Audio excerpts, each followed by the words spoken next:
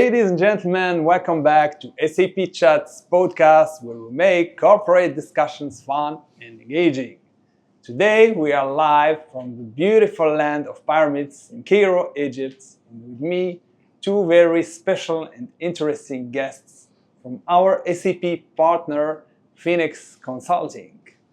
So we have Dr. Nihal Muhammad Ali, who is Data Science Director at Phoenix Consulting. She has an experience in the USA and Egypt. More interesting, she is holding a PhD in computer science, and she is assistant professor. From the other hand, we have Muhammad Dia Eddin, who is executive director and one of the co-founders of our SAP partner, Phoenix Consulting. So, Nihal and Dia, welcome to SAP Chats. Thank you. Thank you, Ali. Thanks. To begin, in SAP Chats, we are interested into the person more than the technology and business. Okay. So, Nihal, how would you describe yourself? Away from my career? Try to forget about the career and the business. Okay. The person. Who are you? I would say away from work. I would say I am a human being who values faith and family. Pretty much, I am a parent of 4 kids and a continuous learner, if you may say. I like to learn in all aspects, as a parent, as a scientist, or as a director, even in the management direction or anything I'd like to. Something you don't know about me? Please tell us, surprise us. I have a master's in Islamic studies. Master's in Islamic studies? Yes. All right. Yes. Okay. So you are a continuous learner. That's obvious. Quite right. That's obvious. But let me challenge you a bit. Yes. So because you have a master's and you're holding this PhD in computer science. Yeah.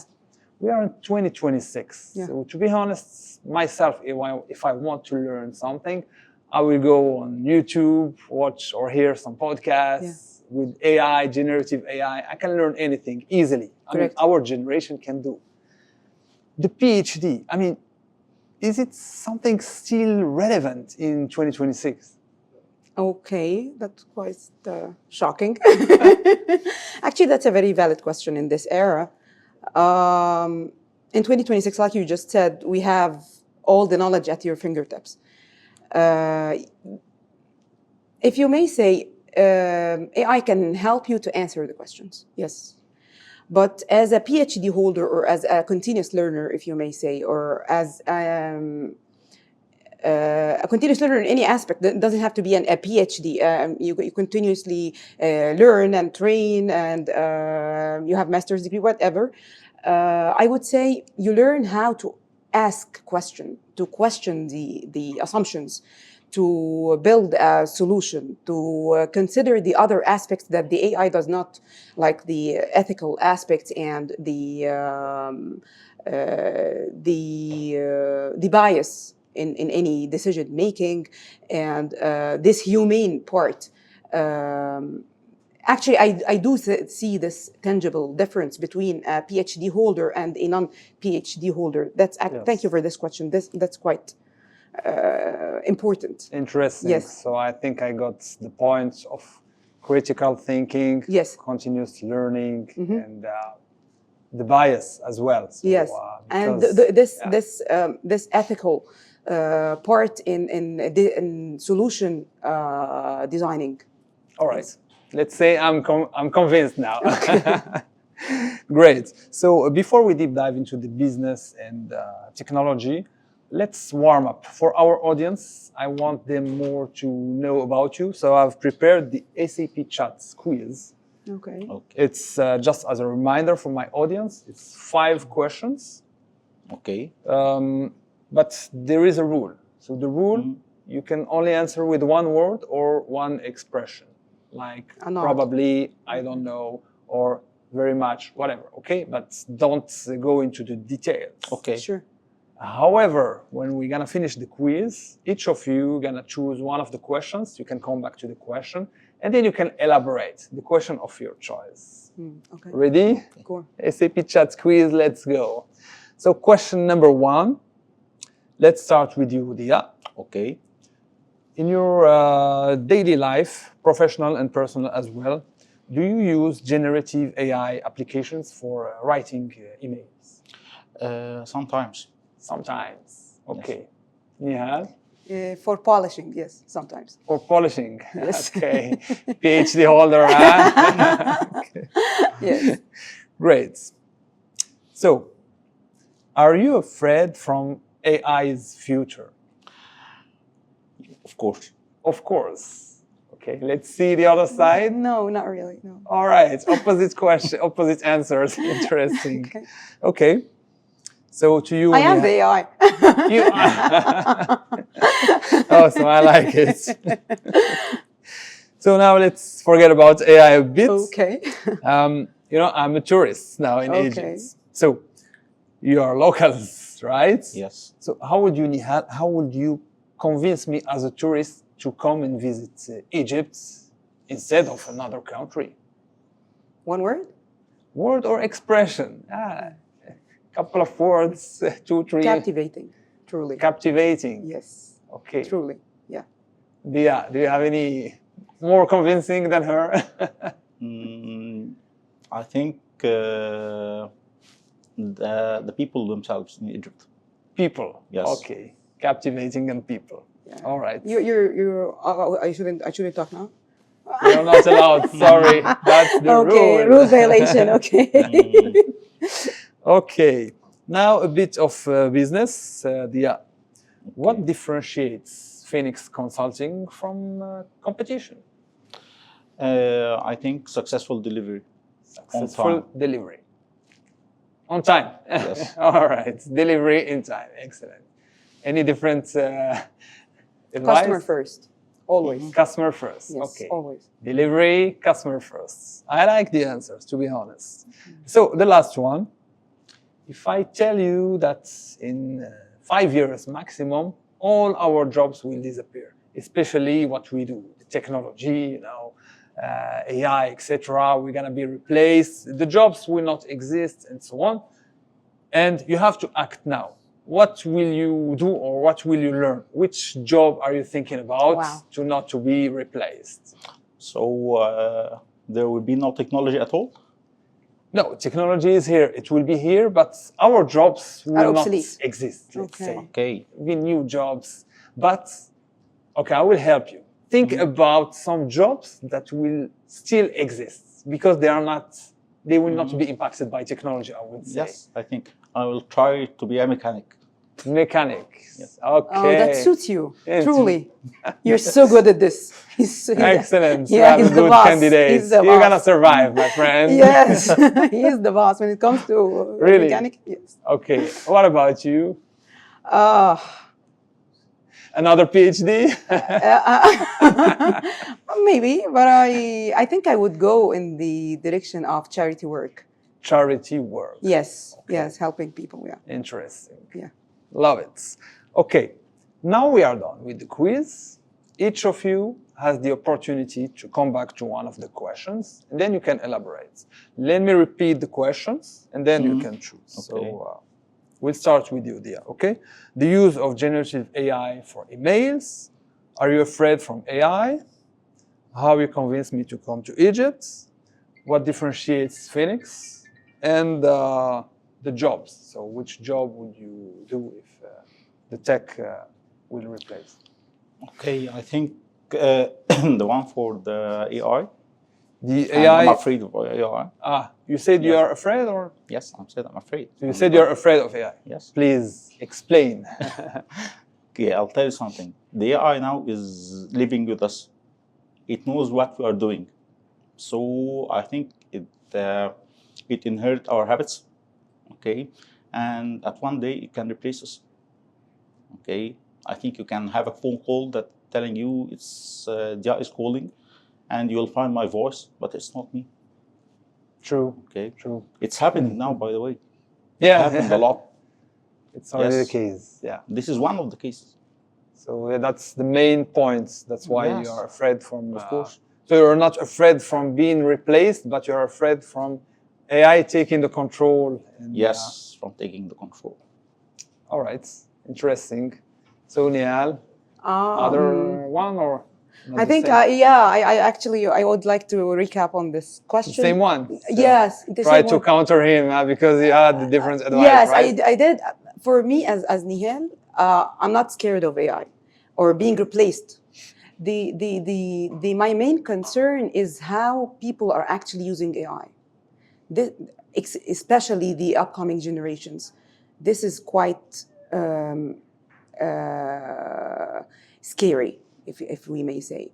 How the next generations are almost 100%, if you may say, almost 100% dependent on AI.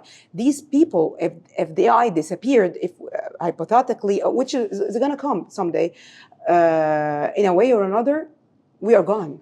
This dependency can ruin our world. This is a side. The other side is using the AI like Diya was suggesting unethically. Yes. This is one of the main concerns. I think the kids in schools and colleges need to learn how to use AI wisely and these ethics and not how to be independent. This kind of enablement away from the AI.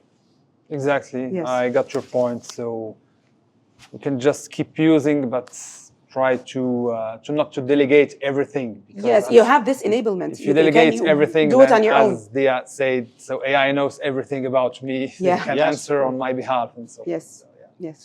Excellent. Okay. So now let's move to the business side. So Dia, Okay. can you introduce now Phoenix Consulting to our audience? Okay, I will start by Phoenix. Since we started Phoenix itself, we started at 2013. Okay, and we are 4 owners for the company. We all of us was working at international entities, and actually it's IBM. Then we moved and started our own business. After that, we started our headquarters at Egypt, and then we moved to Dubai, our second branch, and the third branch is in Saudi Arabia. We are working actually in the Gulf and in the Caspian region. We are working at Azerbaijan. We have some projects there, and we are still working there. We have another office at USA. Okay, and now we are looking to open a new branch in Europe. Wow, Okay. excellent. So Our count now is about 200 consultants. Okay, most of them are based in Egypt, and some are located in the UAE region. And for the allocation, we allocate actually the consultants. Most experienced one that we found are in Egypt here. So we allocate them to the other countries, okay, one by one. excellent. So here I got an interesting case of an Egyptian company which became now a multinational. So we are global. You see, the Gulf, Azerbaijan projects here and there opening in the US. So congratulations. Thank you. Wishing you all the best. And now let's deep dive. Well, I wanted to ask you something about the industries. What are the main industries that where you operate?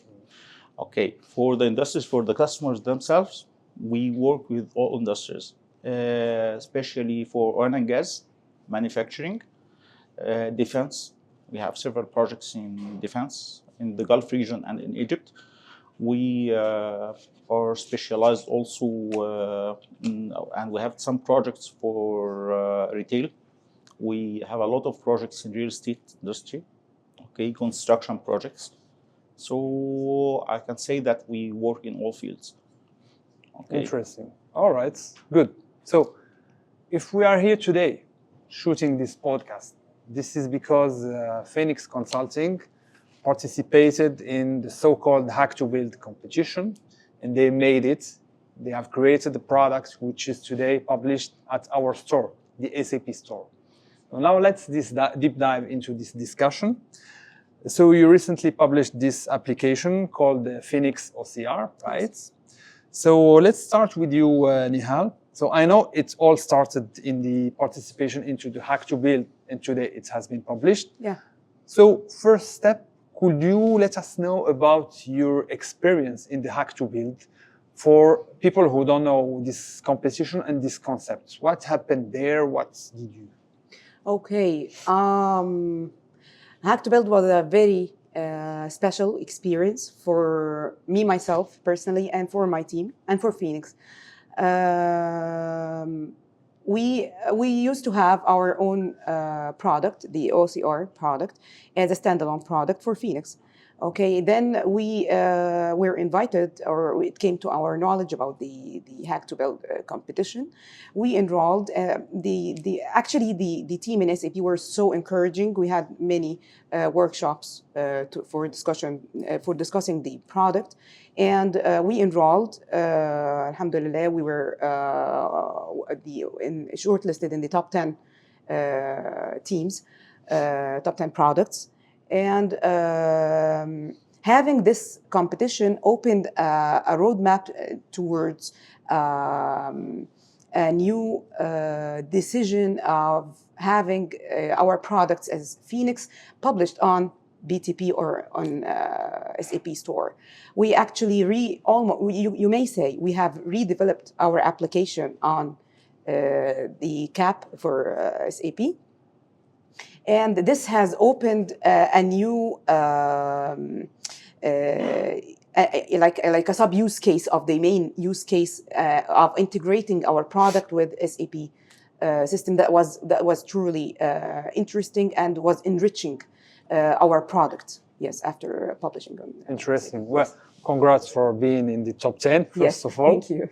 And yeah, you were mentioning the use case and sub-use case. So we are interested in the use case. Actually, what did you solve? Which customer pain points have you addressed during this Hack to Build? The main pain point here in Egypt or in the Arab region primarily is scanning these handwritten documents, especially in Arabic.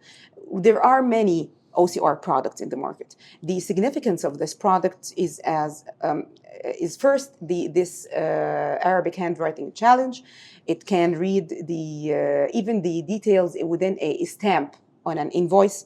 The Indian numbers, usually other systems struggle with these Indian numbers. True. Egypt primarily use these Indian numbers in the invoices and the governmental documents, etc. And this actually applied in most of the Arab countries. And one of the main advantages of this product is this kind of integration of our product with SAP system for matching the invoices. This was actually magical. That was magical for the teams, especially for the customer who doesn't have Ariba. You do this matching with the open invoices. Let me explain in simple terms. Yes. The OCR, primarily you scan a document, any sort of document, an invoice, let's say an invoice. And this invoice, once you scan it, it's handwritten, all the data is extracted, okay? This extracted data, it has like some details about the invoice, the amount to be paid, some details, the company name, etc. We take some details and we match it with the SAP system, and we get all the supplier details and all the open invoices without getting into more technical SAP details. This process of matching, this saves hours and days of working, and this saves energy and efforts, not to mention the accuracy. The accuracy of OCR, we reached 98%. And after this integration with the SAP system and with the SAP system, and we have this supplier matches and this matching open invoices, we reached literally 100% accuracy. Excellent. Yes. Great use case. Yes. The Arabic language, not one of the easiest, Yeah. especially when it's handwritten. So interesting, and I'm sure that many customers are gonna adopt this. Yes, especially with this solution. integration with the SAP system. Yes. True, it's magic, as you Yeah, say. it is magical. Yes. Okay, so now from a technology perspective, what was the tech stack that you have used, especially from the SAP portfolio and the AI and so on? Okay, like I said, we have built our application on SAP CAP, okay, as a platform, and we consumed the the LLMs and the foundational models from SAP Generative AI Hub. Okay, it was quite helpful and was so enriching. Everything is at one place. You have all the libraries that you need, the Bedrocks, the Claude, and all serving the same purpose. And after that, we integrated, like I said, with the SAP system, saving the life of all the financial teams. Yes. Great. So you are saving the life of time as well of financial Of teams. course, yes. It's a game changer. Congratulations again. Thank you. So apart from these products, which is now, if you go to SAP Store, so store.sap.com and look for Phoenix OCR, you're gonna find it. You can have a look. Apart from these products or solution, Dia, can you tell us what are the next steps for you? Oh, first of all, I was curious.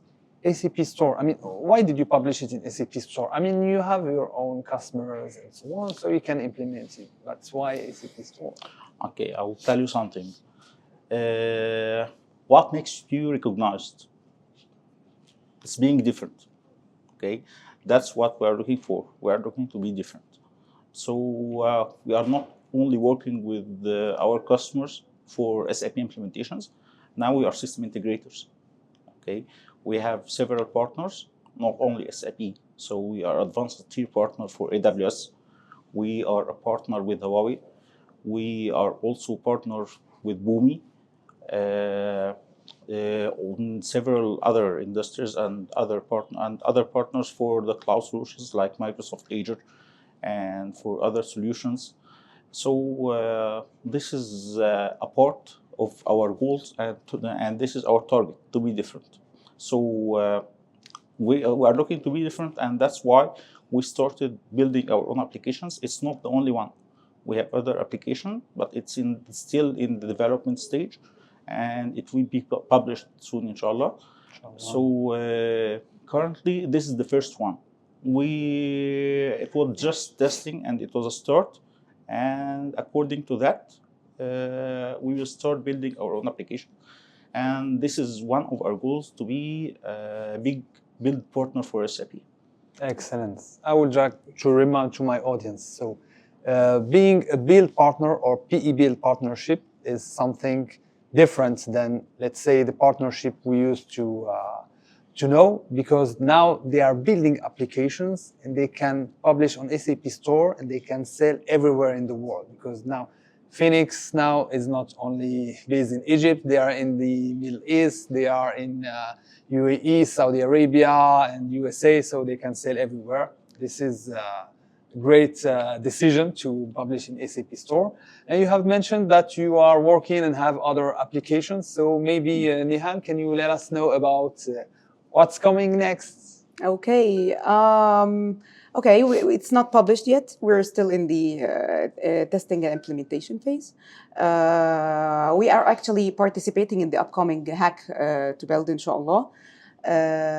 We do have a couple of products. One is more related to the real estate industry and the property evaluations and prediction of the market direction in property pricing. The second is more in the direction of MCP. It's like handling this unstructured data scattered from different sources. You have this for the audience, because they are not technical. The unstructured data means the data that are scattered from different sources, from images, from PDFs, from documents, from videos, from clicks on your your taps on your phone, what you watch, where your preferences. All of these data together are unstructured data. You got just process them together and manipulate it to get your structured data, like a database, if we may say. That what actually that was part of the use case that we actually implemented in the OCR, and we are actually we are currently using this in another use case with that more into the analytics and more into the generative AI with LLM models direction. All right, interesting. Wishing you good luck. Was very interesting speaking about this AI, the use cases, and so on. So SAP Chats, we have fun. Okay, so I have some. I did not prepare the end of the podcast, but I will ask each of you a different question. Okay. I will start by you, Dia. What do you think about the technology landscape in Egypt? How do you see it today? Today, I think there is improvement. Okay, like I'll tell you something. From 3 years ago, I was thinking that it will stop. Because for the financial market and the USD price regarding the Egyptian pound and all of this, so I think customers were struggling at this time, but now there's improvement. Okay, most of customers are now stable, and other new customers are still buying and building their new landscapes, and they are getting bigger in the market. All right, so we have an enthusiastic point of view. Great. Positive.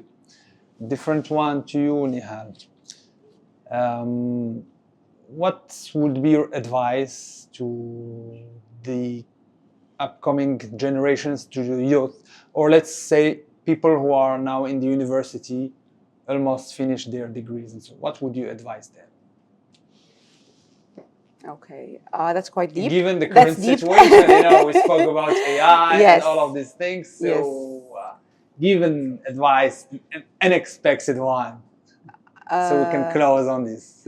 Okay, what the main advice that I do use with my students is always be significant.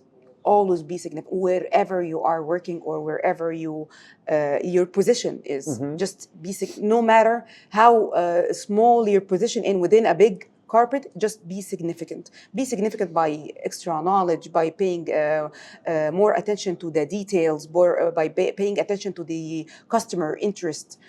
For the corporate you're working for, the interest of your corporate, just be significant. The continuous learning is the key. Yes, the key secret of this. She insists on continuous learning.